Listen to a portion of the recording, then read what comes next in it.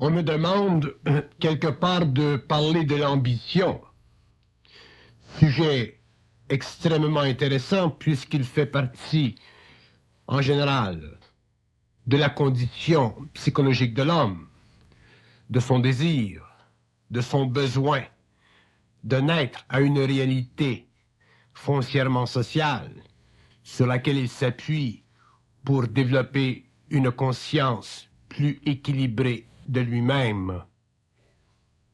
Mais si nous regardons de plus près l'ambition, le concept de l'ambition, ses ramifications sur le plan psychologique, ses ramifications sur le plan psychique, qu'est-ce que nous voyons? Nous voyons que l'ambition est un terme qui sert à donner à l'homme une impression quelconque de ne pas avoir vécu sa vie en vain.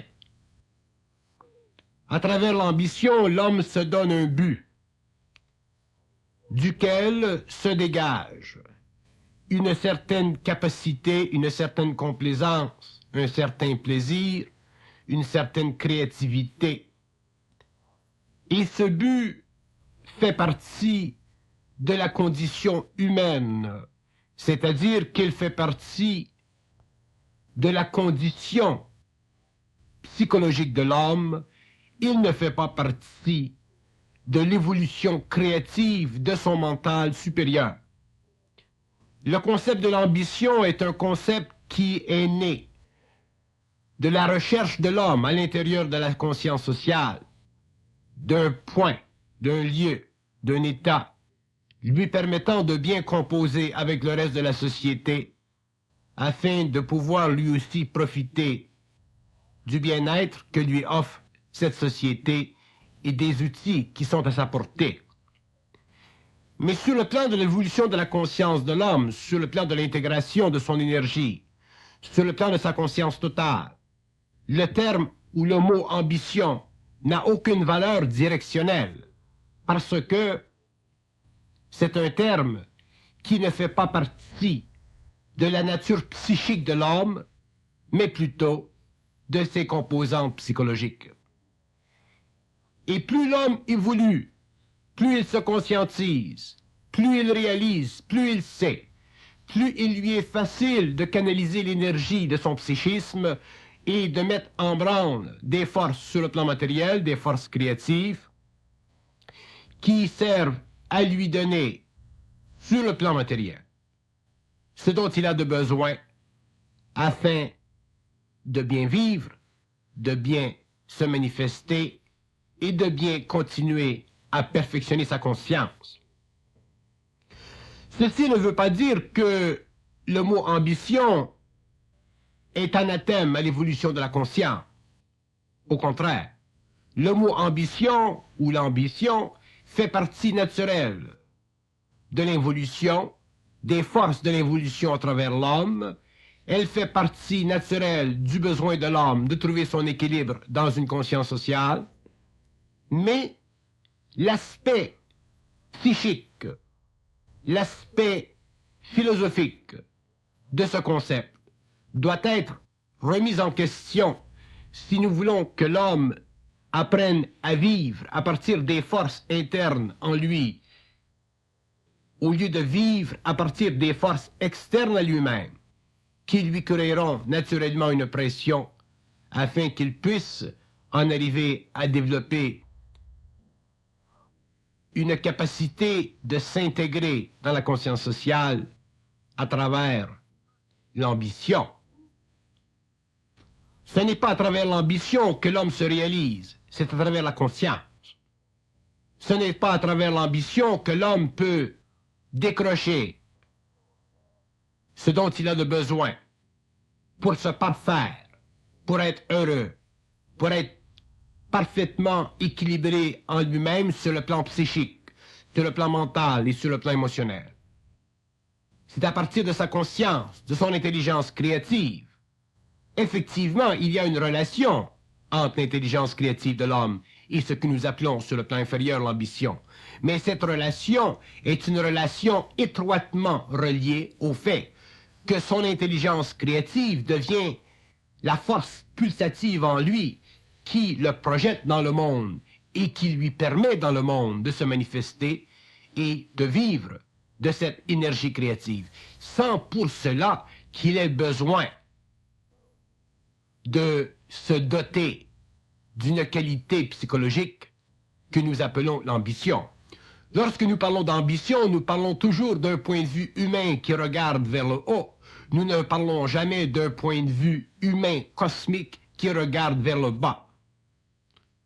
Donc, dans le phénomène de l'ambition, il y a toute une panoplie d'éléments faisant partie de la conscience inférieure de l'homme, de la mémoire de l'homme, des habitudes, des attitudes, des talents de l'homme, qui sont regroupés dans une totalité existentielle, une totalité qui fait partie de sa programmation de vie, une totalité qui est sujette aux différents mouvements de vie à travers sa conscience inférieure qu'il n'est pas encore capable de parfaitement contrôler. Est-ce que l'homme conscient connaîtra l'ambition? Non. Parce que l'ambition ne fait pas partie de la conscience évolutive, elle fait partie de la conscience involutive. Cependant, l'homme conscient connaîtra le succès, connaîtra le mouvement, l'équilibre, la réussite, mais non pas à partir d'une conscience égoïque, centrée sur le besoin émotif de l'ego, de se manifester sur le plan de la personnalité à l'intérieur d'une conscience sociale, mais à partir du pouvoir interne de l'homme, de se manifester dans le monde à partir d'une conscience superimposée sur une totale personnification de l'énergie que l'on appellera la personne. Donc, pour l'homme nouveau, il ne s'agit pas d'être ambitieux. Pour l'homme nouveau, il s'agit d'être conscient et vivre de plus en plus cette conscience qui lui donnera nécessairement le succès, l'équilibre, succès que l'on pourra comprendre comme étant le résultat de l'activité créative de sa conscience supérieure, de l'homme réel, et non pas le produit d'une ambition égoïque, c'est-à-dire d'une qualité ancestrale de la conscience humaine. L'ambition, c'est pour l'homme qui travaille, ce n'est pas pour l'homme qui crée. Et lorsque nous disons l'homme qui crée, nous parlons de l'homme qui manifeste à travers son mental une énergie créative qui est totalement au-dessus du conditionnement psychologique de l'ego ou de la conscience sociale. Donc, l'ambition fait partie ou est directement reliée au travail, qui lui-même est directement relié karmiquement aux lois de l'évolution, alors que la manifestation de l'homme, la manifestation créative de sa conscience, n'a aucun lien avec cette qualité inférieure de vie mentale. Pour l'homme conscient, l'ambition n'existe pas parce qu'elle ne fait pas partie, sa conscience, d'une activité prenant sa source dans le corps de désir. L'activité créative de l'homme conscient prend sa source sur les plans supérieurs de son intelligence, prend sa source en dehors de son intellect, en dehors de sa mémoire, dans le grand vide plein de son éternité, c'est-à-dire de cette dimensionnalité de lui qui n'est pas régie par les lois planétaires du temps et de l'espace dans lequel il vit matériellement. Donc, si nous parlons d'ambition et que nous évoluons dans une conscience supérieure, nous serons obligés au cours de la réalisation, au cours de l'évolution, de comprendre et de prendre conscience que ce phénomène de l'ambition est un phénomène purement humain, purement évolutif. Ce n'est pas un phénomène qui colle à la conscience de l'homme réel. C'est un phénomène qui fait partie de l'inconscience de l'homme. C'est un phénomène qui est nécessaire pendant l'évolution et qui permet à l'homme de se positionner dans la grande masse des mouvements sociaux. Mais pour l'homme conscient, le terme ambition n'a aucune réalité, parce que l'homme conscient doit éventuellement créer, c'est-à-dire faire naître de lui-même, faire naître du plus profond de son être, une qualité d'intelligence qui n'a pas nécessairement de lien avec le corps de désir, qui n'a pas nécessairement de lien avec les aspects de la personnalité, qui n'a pas nécessairement de lien avec les caractéristiques antécédentes de l'ego inconscient. L'homme découvrira que dans l'ambition, il y a toujours l'insécurité du succès. Déjà, s'il y a insécurité de succès dans la démarche de l'homme, l'insécurité de ce succès naît du fait que son mouvement de travail ou que son mouvement créatif n'est pas le produit d'une conscience créative au-delà de sa conscience égoïque. Parce que, à l'intérieur de la conscience égoïque, il y a des limitations, il y a des exigences, il y a une programmation. Alors que, à l'extérieur de cette conscience égoïque, en provenance des hauts plans de la conscience supramentale de l'homme, il n'y a aucune exigence, il n'y a aucune limitation, tout est ouvert à la manifestation de la conscience supramentale sur le plan matériel. Donc, pour l'homme conscient, les différents aspects nés de l'ambition n'existent pas parce que l'homme conscient ne peut jamais, sur le plan matériel, cesser de s'exécuter créativement, alors que l'homme inconscient, bien qu'ambitieux, puisse quelque part au cours de sa démarche découvrir que des interférences gèlent son mouvement et que sa conscience créative inférieure n'est pas parfaitement en puissance, c'est-à-dire qu'elle n'est pas capable parfaitement d'auto-générer une énergie suffisamment grande pour la faire passer au-delà des conditions restrictives d'une conscience sociale qui a besoin d'un produit inférieur à sa réalité. Lorsque nous disons sa réalité, nous disons sa réalité évolutive. Autrement dit, pour que l'homme puisse se manifester créativement dans le monde, il faut que sa créativité soit nécessaire à l'évolution de la société. Si sa créativité est nécessaire à l'évolution de la société, dans le sens créatif du terme, à ce moment-là, l'homme n'a plus besoin de se servir de l'appui psychologique de l'ambition. Il a simplement à naître instantanément, constamment et de façon permanente dans le monde, afin de donner au monde ce dont il a de besoin pour grandir. Mais dans le cas de l'ambition, l'homme n'a pas besoin de ressusciter la conscience sociale. Il n'a pas besoin d'élever la conscience sociale. Il n'a pas besoin de rendre à l'homme ce qui appartient à l'homme. Il n'a simplement qu'à exploiter ce que la conscience sociale a mis à sa disposition pour perfectionner, si vous voulez, son rendement psychologique, pour perfectionner sa qualité d'ego subjectif, mais non pas pour donner à l'homme créatif un champ d'action qui lui permettra naturellement et avec très grande facilité d'ajouter à la conscience sociale d'une façon évolutive, de la même façon qu'il ajoutera sa propre conscience personnelle d'une façon créative et effectivement matérielle. Donc le terme de l'ambition ne s'applique pas à la conscience supramentale de l'avenir. L'homme de la prochaine évolution ne sera pas un homme ambitieux, il sera simplement un homme puissamment créatif. Donc, naturellement, il pourra créer les conditions de vie dont il a de besoin afin de mieux manifester cette créativité. Tandis que l'homme de l'évolution a besoin d'être à un certain point ambitieux, c'est-à-dire qu'il a besoin de faire naître en lui certains désirs afin de pouvoir placer une somme inférieure à lui-même d'énergie créative, somme d'énergie qui est conditionnée par sa mémoire, sa personnalité et son être psychique, mais à la fois planétaire, afin de se donner sur le plan matériel une mesure quelconque de réussite psychologique. Ceci est très bon en ce qui concerne l'homme de l'involution, mais ceci ne fait pas partie de la nouvelle évolution.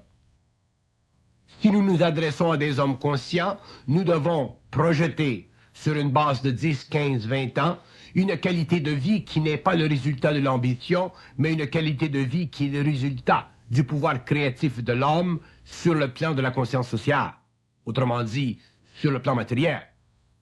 Et c'est cette nouvelle qualité de vie mentale supérieure de l'homme nouveau qui fera en sorte que ce dernier pourra facilement s'acheminer à travers les sentiers de la vie sociale sans avoir nécessairement à brandir le drapeau de l'ambition pour se créer une place au soleil. Tout ceci, naturellement, fera partie de la transmutation de son corps mental, de la transformation de son corps émotionnel, de la suractivité créative de son mental supérieur à travers ses centres inférieurs. Et ceci prendra le temps qu'il sera nécessaire pour lui, selon sa réceptivité, selon sa sensibilité, selon sa capacité d'utiliser cette énergie de travailler avec elle d'une façon créative. Pour l'homme inconscient, avoir de l'ambition ou chercher à avoir de l'ambition ou vivre du désir de l'ambition est une constante contrainte sur son ego. Cette recherche de l'ambition lui crée une perte énorme d'énergie dans le mental, il l'affecte sur le plan émotionnel, et s'il n'est pas capable de se rendre à la mesure de cette ambition qu'il recherche, naturellement, il vivra des mouvements, des périodes psychologiques très douloureuses où il ne se sentira pas à la mesure de lui-même. Mais ceci fait partie de l'inconscience aussi. Tandis que l'homme conscient, se relevant de plus en plus de ses blessures psychologiques, verra que l'ambition ne fait pas partie de sa vie, mais d'un autre côté, verra qu'un mouvement créatif s'installe graduellement en lui pour l'amener éventuellement à se manifester dans le monde.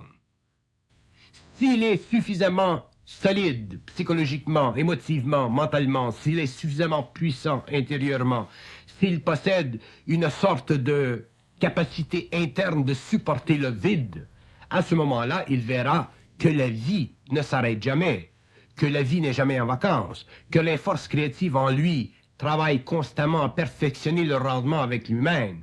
Donc, qu'avec le temps, il saura se bien situer dans la vie de la Terre. Mais s'il n'est pas capable de supporter cette longue période d'attente où se prépare en lui une nouvelle conscience, à ce moment-là, il voudra revenir, refaire les pas en arrière, se chercher quelque part dans la vie une niche où il pourra manifester une certaine ambition, mais déjà, il verra aussi que les forces de vie en lui sont plus grandes que l'ambition de son corps de désir. Donc, il sera obligé, quelque part au cours du temps qui vient, s'il est marqué pour une évolution supérieure, de réaliser des échecs qui feront de lui un homme plus averti, un homme plus content d'être et moins content d'en avoir l'impression. Mais ceci demande une très grande foi intérieure, une très grande capacité intérieure de supporter le vide, c'est-à-dire de supporter le travail subtil de sa propre conscience sur ses propres centres. Si nous parlons de foi universelle, c'est-à-dire de cette réalisation, de cette certitude que l'homme est enfin dans le bon voisinage, c'est-à-dire qu'il est enfin dans le centre de lui-même, il n'y a pas de raison pour que l'homme souffre dans l'ambition ou qu'il souffre du manque d'ambition. Mais si l'homme n'est pas suffisamment centré sur lui-même, effectivement, il souffrira d'ambition parce qu'il verra se mouvoir autour de lui, dans sa vie, des êtres à moitié faits, infirmes psychiquement, infirmes créativement, qui sembleront avoir devant lui ou au-delà de lui une position favorable, alors que lui est encore en arrière et semble boiter. Mais tout ceci fait partie du processus de réflexion dans son ego. Et l'énergie de la conscience supramentale utilisera tout dans la conscience de l'homme pour lui donner l'impression qu'il fait encore partie d'une conscience invertie. La conscience supramentale fera tout dans sa puissance créative pour exterminer dans l'homme la mémoire subjective de l'ego, liée à une conscience planétaire et affaiblie par la mémoire de cette conscience planétaire. C'est la seule façon que la conscience créative peut exercer sur l'homme une sorte de pression, l'amenant éventuellement à se manifester créativement, au-delà de l'ambition au-delà des cadres psychologiques qu'elle commande, et au-delà aussi du besoin, sur le plan du désir de l'ego, de s'affirmer dans une société qui ne fait pas partie, dans le fond, de l'homme réel. Donc, à la question, est-ce que l'ambition est bonne, est-ce qu'elle n'est pas bonne? Nous sommes obligés de répondre qu'elle est bonne si l'homme est inconscient et qu'elle devient de plus en plus sans nécessité au fur et à mesure que l'homme se conscientise. Mais il faut très bien voir et comprendre que le terme ou le mot ambition, tel qu'il est expliqué ici, fait partie d'une condition psychologique de l'ego pendant l'évolution. Et ce n'est pas parce que l'homme de l'avenir, l'homme conscient, l'homme créatif, sera au-delà de la conceptualisation psychologique de l'ambition, qu'il sera lui-même sans activité, qu'il sera lui-même inerte. Au contraire, il ne sera pas inerte, il sera extrêmement actif.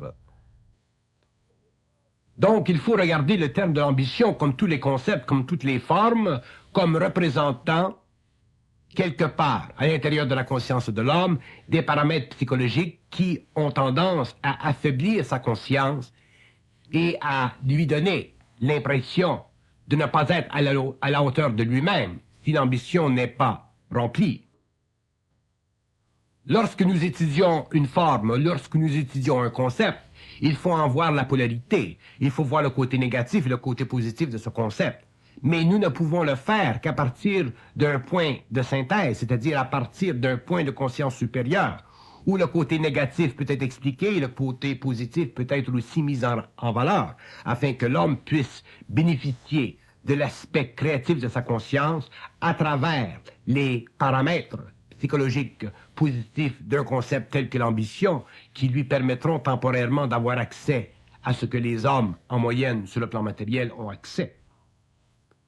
Mais si l'homme, pour des raisons de transmutation profonde, n'est pas capable de se manifester sur le plan de l'ambition, et qu'il sait pertinemment qu'au centre de lui-même est en train de se développer une puissance créative, au moins il souffrira moins de ne pas avoir d'ambition, de ne pas avoir la capacité pour le moment de se concentrer dans une direction. Il saura que le temps viendra où il pourra finalement exploiter la totalité de ses énergies. Donc, sur le plan psychologique, il souffrira moins. C'est dans ce sens qu'il faut comprendre le terme d'ambition.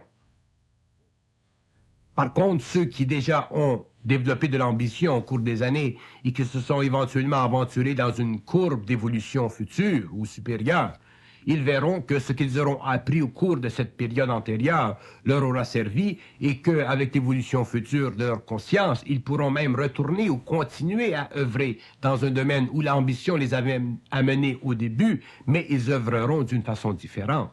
Ils œuvreront d'une façon consciente. Donc là où l'ambition au début avait été le principe de motivation, demain, cette même ambition et ce qui a découlé de son expérience servira de mémoire pour ces êtres et, de par leur conscience nouvelle, pourront éliminer de cette mémoire les aspects négatifs et conserver, si vous voulez, l'aspect créatif de leur expérience qui au début avait été amené à une réalisation par un élément psychologique que nous appelons l'ambition. Donc l'ambition dans le passé vous a peut-être servi et demain elle se transformera. Ceci ne veut pas dire que vous perdrez ce qu'elle vous aura déjà donné d'expérience, mais elle vous permettra au moins de bénéficier créativement de votre expérience au lieu d'être des êtres qui seront ou qui seraient esclaves de l'ambition. Parce que être esclave de l'ambition, c'est être esclave de l'ego, c'est être esclave de l'âme, c'est être esclave de toutes ces conditions planétaires qui font de l'homme un être inconscient. Par contre, être au-dessus d'eux, être maître de la vie, fait partie de la conscience de l'homme nouveau, donc il ne peut plus y avoir de mélange entre les qualités existentielles de l'ambition et la qualité psychique créative de l'ego renouvelé. Il est évident que l'homme conscient ne peut pas vivre ou vibrer à l'ambition, mais il peut bénéficier de ce que son expérience antérieure lui avait apporté afin qu'il puisse aujourd'hui ajouter créativement à un travail inconscient déjà accompli. Si l'homme inconscient n'avait pas d'ambition, c'est évident que sa vie serait très terne. Donc l'ambition, elle est nécessaire, c'est une qualité ouverte pour l'homme inconscient, du moment qu'elle n'est pas trop banalisée par une déformation psychologique de son moi. Mais pour l'homme nouveau, le concept de l'ambition ou l'ambition elle-même disparaît de plus en plus de la surface de sa conscience, au fur et à mesure qu'il prend conscience de sa créativité. Donc il se fait quelque part dans le temps un partage psychique entre la réalisation psychologique d'un mouvement que nous appelons l'ambition et la manifestation créative d'une conscience que nous appelons simplement manifestation de l'homme. Donc, autant l'homme inconscient souffre de ne pas avoir d'ambition ou souffre de trop avoir d'ambition, l'homme conscient ne souffre pas du tout. Il est très bien. Pourquoi? Parce que son énergie créative trace le chemin. Son énergie créative, perçue par son mental éveillé, lui donne la direction de vie. Donc, il n'a pas à chercher à combattre pour se manifester psychologiquement, il n'a qu'à se manifester créativement pour prendre sa place au soleil. Ceci est une autre vie. Nous dirions même que ceci est une toute autre vie. C'est à partir de ce moment-là que l'homme réellement, effectivement, commence à vivre, qu'il commence à relaxer, qu'il commence à bénéficier de sa créativité, qu'il commence à bénéficier de son talent.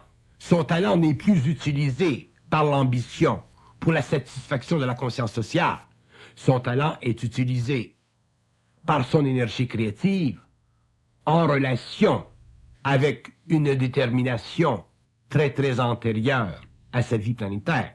Autrement dit, son talent devient une nouvelle façon pour lui de se manifester créativement au lieu d'être simplement une façon mécanique ou mécaniste de se vendre à la conscience sociale. Si nous regardons le concept de l'ambition d'une façon créative, objective, au-delà du conditionnement de l'ego, nous voyons très bien que l'ambition est nécessaire pour l'homme inconscient et qu'elle n'existe plus chez l'homme conscient. Pour la simple raison que la conscience humaine, puissante telle qu'elle est, lorsqu'elle devient créative, n'a plus besoin d'être alimentée par l'ego ou par les forces sociales. Elle est pleine d'elle-même, elle est totale en elle-même, elle se supporte elle-même, elle est totalement créative. Donc l'ego n'a pas à apporter un support quelconque, il n'a pas à être ambitieux. Au contraire, si l'ego est ambitieux ou si l'ego vit encore de l'ambition lorsqu'il devient créatif, il verra clairement, très clairement, que des erreurs graves seront semées sur son parcours. Il sera quelque part obligé de remettre en question la relation entre la conscience créative et l'ambition. Parce que la conscience créative ne peut pas être achetée par l'ambition de l'ego. La conscience créative ne peut pas être dictée par la conscience ambitieuse de l'ego. La conscience créative, elle est maîtresse, elle est reine, elle est absolue, et l'ego en est le manifestant. Mais si l'ego, pour des raisons de perfectionnement, n'a pas encore réalisé l'entrave qu'une trop grande ambition peut poser à la descente de la conscience supramentale en lui, il le réalisera éventuellement. Il sera obligé de rebrousser chemin devant la puissante et dynamique activité créative de sa conscience qui ne répond pas aux lois de la conscience sociale conditionnée de l'homme, mais qui répond aux lois d'une énergie supérieure, rappelant à l'homme son contact naturel avec une source d'énergie que nous appelons la lumière, qui fait partie de son intelligence créative, qui fait partie de son esprit, qui fait partie de son double, qui fait partie de sa totalité.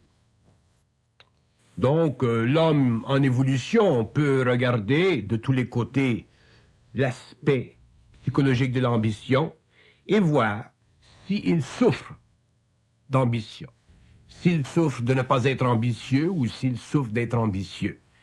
Et s'il souffre d'un côté ou d'un autre, c'est parce qu'il n'a pas compris que la conscience créative est en train de travailler et que son rythme de travail coïncide non pas avec les désirs de l'ego, mais avec la condition psychique du moi, c'est-à-dire avec la condition psychique des centres supérieurs de l'âme.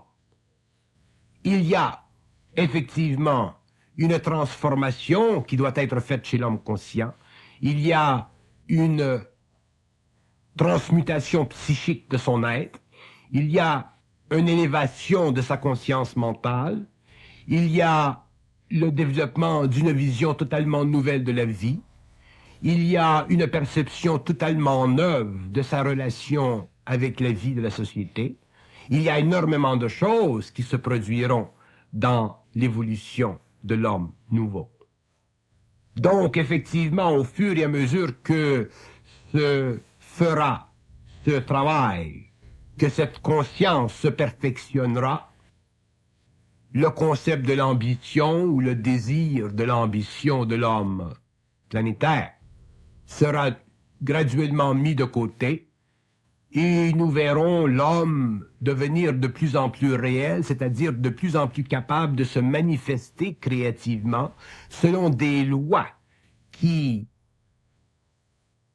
représentent la nature occulte, créative de l'homme, et non pas selon des principes psychosociaux qui déterminent la direction de vie que doit prendre l'homme pour pouvoir se satisfaire sur le plan psychologique, sur le plan de son insécurité séculaire.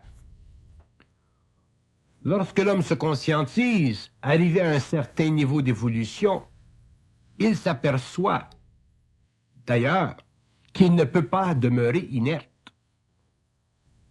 Si l'homme est inerte, s'il est sans ambition, pour ainsi dire, ce n'est pas la faute de sa conscience créative.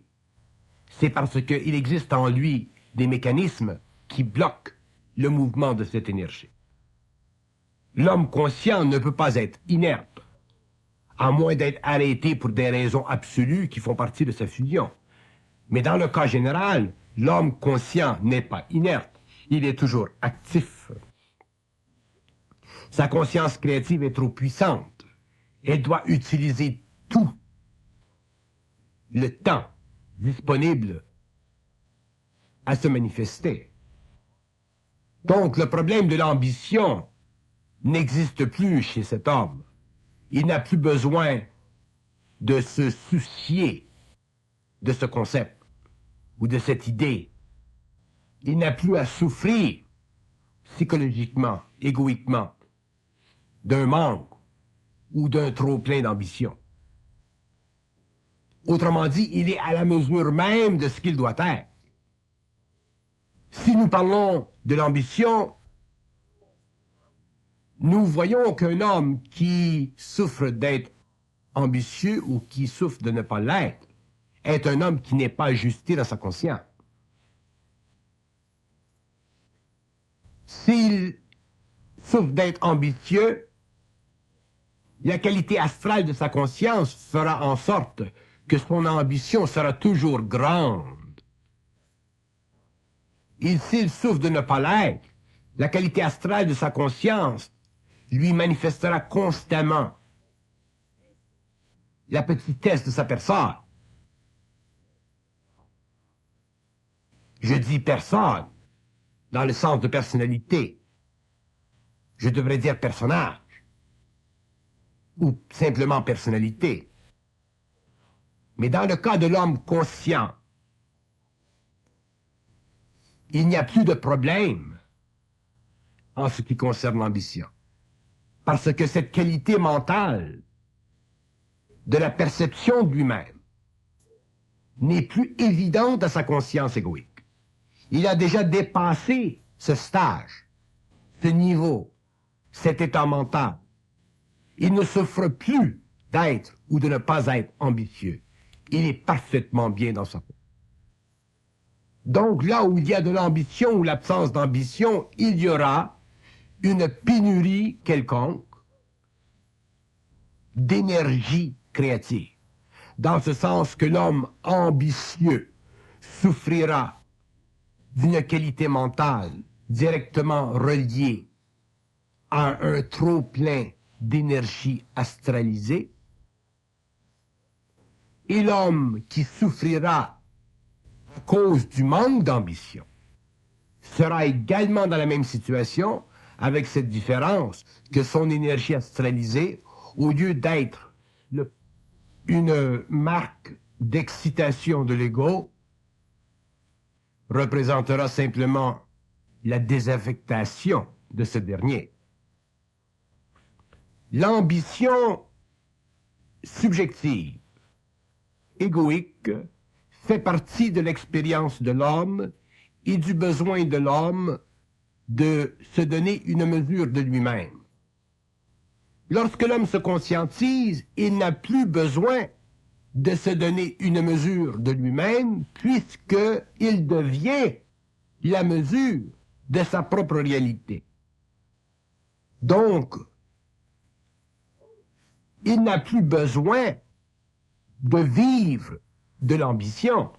Il n'a plus besoin de connaître l'ambition. Il n'a plus besoin de souffrir d'être ou de ne pas être ambitieux. Il développe naturellement la capacité d'être créatif. Et c'est là que se fixe sa conscience. C'est dans cette catégorie d'expression que se manifeste son intelligence créative. Donc, à partir de ce moment-là, l'ego est libre. L'ego n'est plus lié aux chaînes de la conscience sociale qui demandent qu'un homme soit ambitieux s'il veut bien vivre ou s'il veut avoir le respect des autres.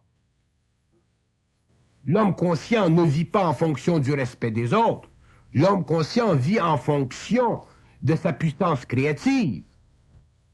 Il est évident que le concept ou l'idée ou l'expression de puissance créative est encore très subtile et très peu définie chez l'homme.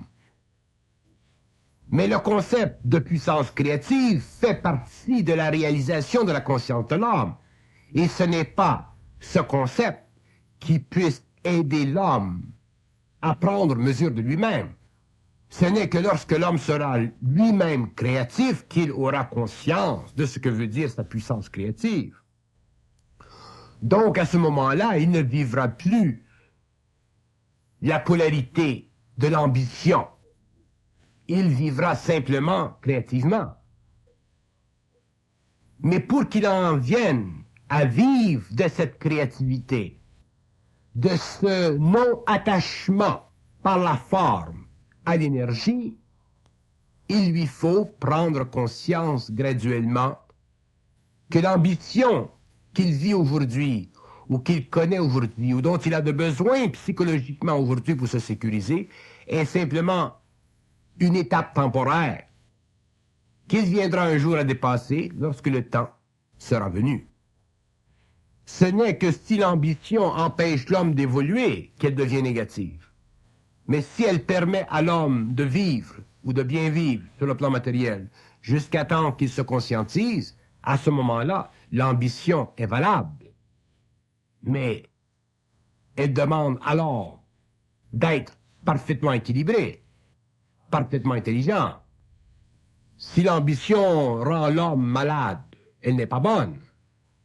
Si l'ambition fracture sa vie familiale, elle n'est pas intelligente. Autrement dit, que l'homme soit ambitieux alors qu'il est encore dans l'évolution, ceci est normal, ceci est bien. Mais que l'homme soit stupide à travers son ambition, ceci fait partie de son expérience.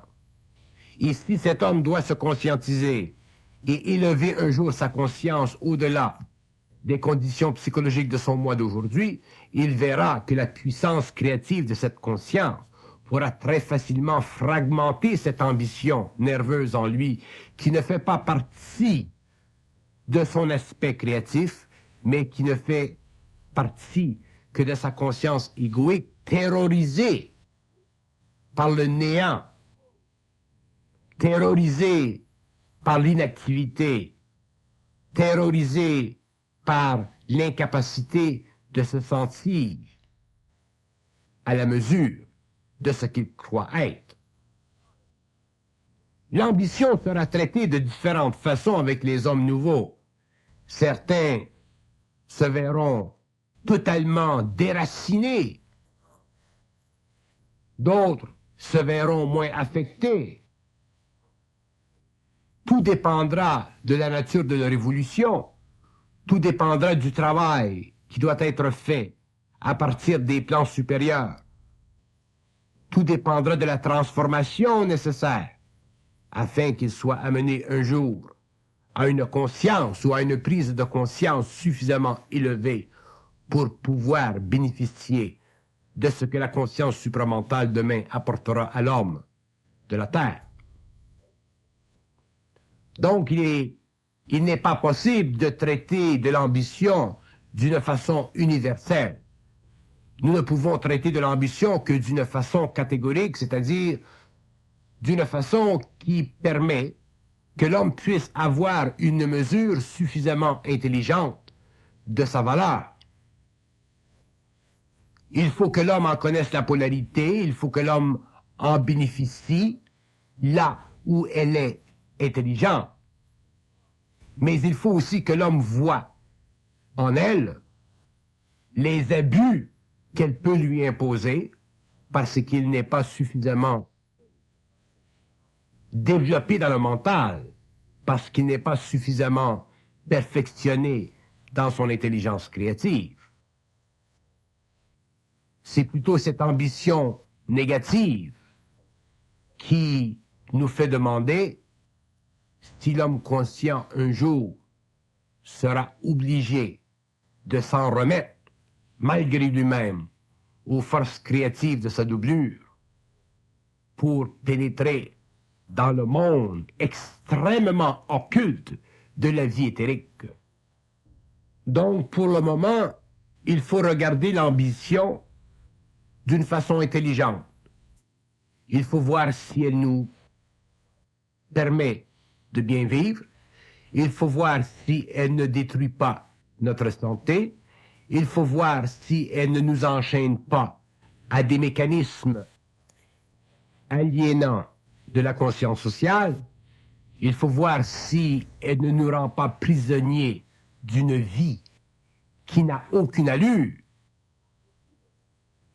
Et si nous regardons l'ambition de cette façon, nous pourrons en faire un diagnostic, l'ajuster et en bénéficier selon les lois de l'évolution.